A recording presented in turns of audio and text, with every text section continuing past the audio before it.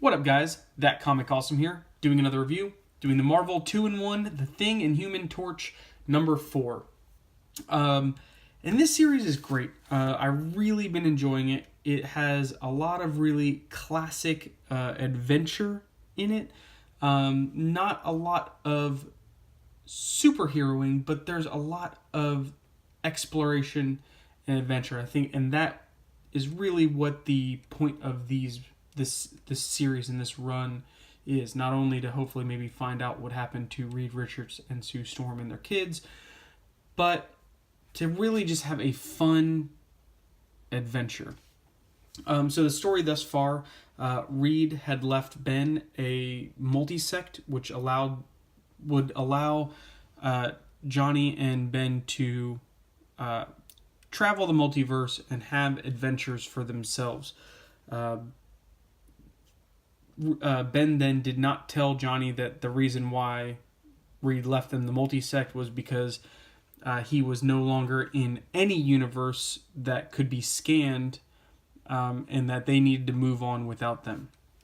At the same time, Johnny noticed that his powers are weakening, so they go to try and figure out what is causing that. As it turns out, the thing that gives the Fantastic Four their powers is the Fantastic Four themselves. So as you know, they can be on the same plane of existence, like the same universe, and be worlds apart, and their powers would function fine. But since Sue and Reed are now detached from this universe, the Thing and Human Torch's power levels are slowly declining. And that plays an important part. So they go see a doctor about that, have that discovery. The doctor is Rachna Cole. We'll call her Rockin' Cool. But she's like, look, if you're going to travel the multiverse, I want to come with you. So, and that's where we kind of pick up. So you get the catch up, and hey, who's the editor of this? It doesn't even say. This is a good pickup page, not Spectacular Spider-Man. This.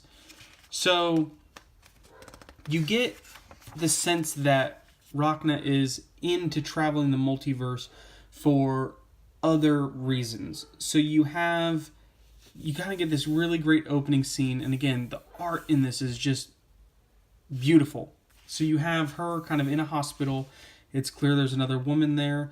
If it's her girlfriend, her mom, a sister, somebody, but she says back in the blink D, or she says, you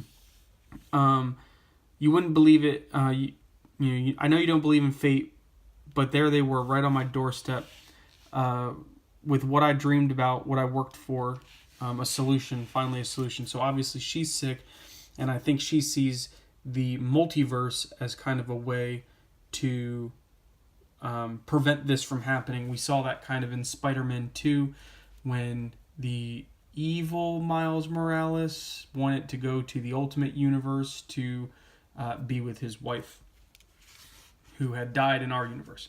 Anyway, a lot of people have been ragging on the new uniforms. I actually don't mind it. Like, I mean, the Thing has worn something similar before. Everyone's like, oh, it's a rompum. Look, it's fine. It looked kind of futuristic-y. Would you rather him wear pants? Like, it would look like a weird bathing suit thing. I think it looks fine. I think Johnny's outfit looks cool, and I think Rachna's outfit looks rockin'. But they're kind of, Spider-Man and Alicia are there as kind of a send-off, and Spider-Man's kind of giving him a hard time. He's like, hey, look, when you're traveling universes, usually Reed's with you. So now that he's not here, like, you guys should be doing this. And he kind of, like, gets onto Johnny. Again, they're best friends. But, like, he's like, you're so stupid. You thought Captain America's last name was actually America. He's like, but you're street smart. Like, you know all the streets, first and second. And then the Thing is like, pretty much like, shut up. So, Rachna, what she brings to the group is she has a device that maps the radiation level of the Fantastic Four. And so once they enter the multiverse, it's going to scan all of the multiverse and find kind of matching signatures, and they're going to go on to try and find their Reed and Sue. And I want to point this out too. Again, the fact that I really like this art, and this Spider-Man, this probably has to be one of my favorite Spider-Mans I've seen in a long time. But the detail of it, one, he still has the webbing, but look at this. Like, you can actually see his web shooters under his sleeves. And I just thought, I saw that and I was like, that is such a cool touch. I love it. I like seeing the web shooters. I like knowing they're there. It's like old school Ben Reilly had them kind of on the outside of his wrist. I really like that. I thought, I always think that's kind of a neat look. So they're tethered together. They enter the multiverse, and they come out into this very much like our universe, which again kind of then shows that Rachna has another objective. Because as soon as they get there, she's like, I got to go investigate some other radiation levels, as a backup. And she has literally zero care about what they're doing. So Ben and Johnny kind of set out, and they come across She-Hulk and Wolverine. And this was probably my least favorite part of the book. Not for anything more than, as much as I brag on Chip Zdarsky for writing Doom, he cannot write Wolverine.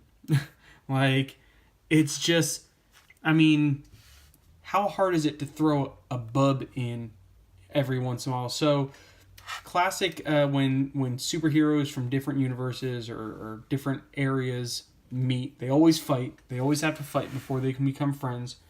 So they apparently there's still a big Skrull problem on this Earth. So they assume that Johnny and Thing are Skrull. They instantly start attacking. And Johnny gets stabbed. And of course that sets the Thing off. And again, horrible Wolverine writing. So, Johnny's like, tell Sue. He's like, I ain't telling her anything. Woman's been through enough, no sense. He's like, hey, Jen, blood's not green, ain't Skrull.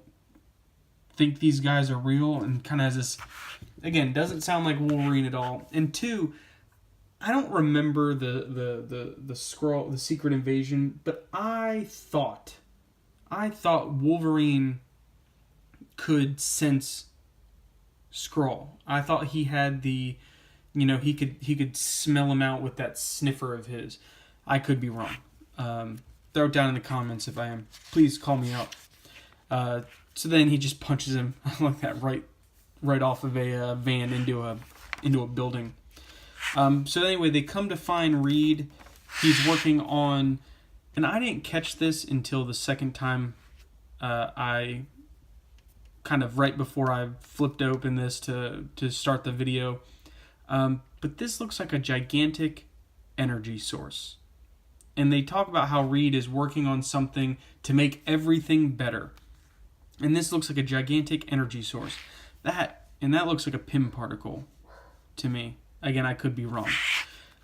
So Reed, who's looking very much like Steve Jobs and Steve Wozniak, had a weird baby.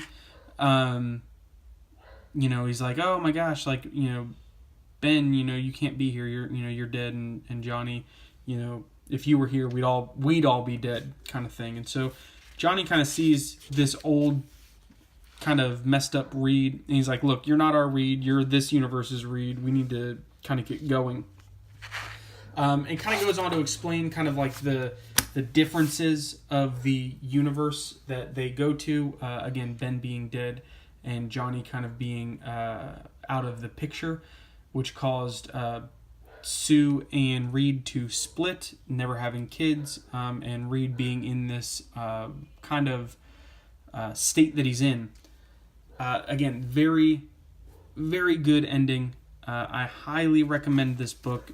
Chip Zdarsky is doing a very good job here. I know he just got signed to an exclusive contract for Marvel. So I'm interested to see if they're going to give him another book, or if they just want to make sure that he stays on for this and Spectacular Spider-Man. But yeah, hit me up on the subs, watch some more videos. Hit me up in the comments, let me know what you guys think, and I'll see you next time.